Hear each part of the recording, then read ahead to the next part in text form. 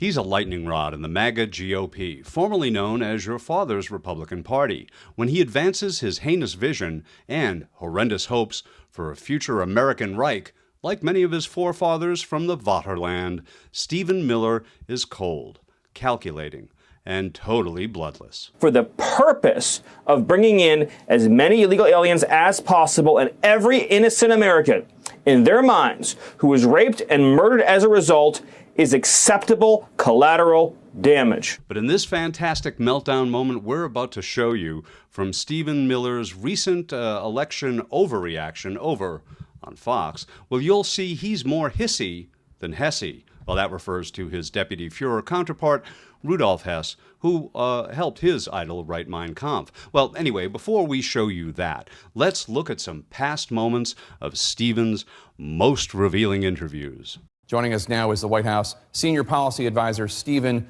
Miller. Stephen, thanks so much for joining us. This will not go well. Good to see you. So President Trump and the White House have been calling the Russia investigation a witch hunt and a nothing burger. But obviously in this new Michael Wolff book, Fire and Fury, Bannon offered a different take on the Trump Tower meeting. That author is garbage.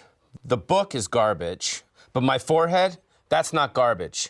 Okay, fair enough. That one's on me. My bad. I'm going to take the blame for that. I could blame the dog or Pauly Shore. But no, the real Stephen Miller, that's who we need to know. And according to the SPLC, Stephen Miller is credited with shaping the racist and draconian immigration policies of former President Trump, which include the zero-tolerance policy, also known as family separation, the Muslim ban, and ending the Deferred Action for Childhood Arrivals, the DACA program. Miller has also purged government agencies of civil servants who are not entirely loyal to his extremist agenda, according to a report in Vanity Fair. In response to seeing photos of children being separated from their parents at the U.S. border with Mexico as a result of the zero-tolerance policy, an external White House advisor in a Vanity Fair report said Stephen actually enjoys seeing those pictures at the border. According to Miller, the administration's decision to institute the policy was a simple decision.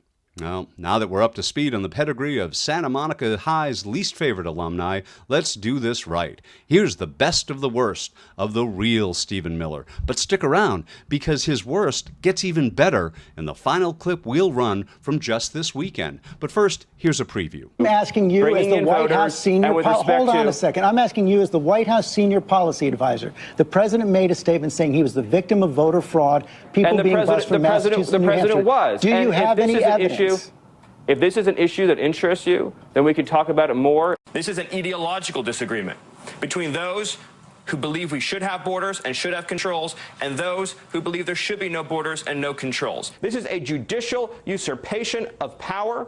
The end result of this, though, is that our opponents, the media, and the whole world will soon see, as we begin to take further actions, that the powers of the president to protect our country are very substantial and will not be questioned. That is a scandal. We should stop the presses. That's the story we should be talking about, and I'm prepared to go on any show, anywhere, anytime, and repeat it and say the President of the United States is correct 100%.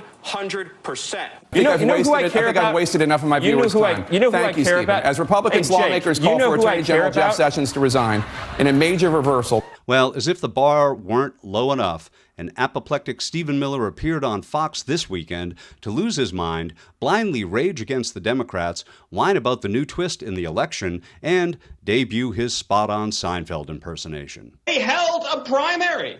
People, they had ballots. They filled out circles. They went to the voting booths. They spent money on advertisements.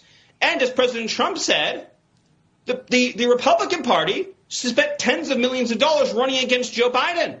Now they just woke up one morning and said, never mind, we're canceling the entire primary.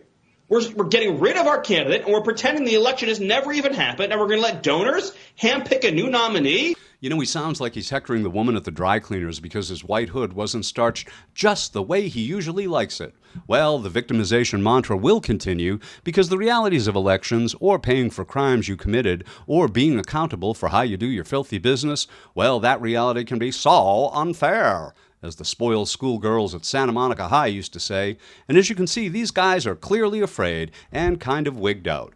Again, my bad. But remember, bullies can only be bullies as long as strong people aren't around. And while their hatred and fear extends to all facets of society, the worst imaginable reality for these misogynistic schoolyard hair pullers is to get knocked down by a girl.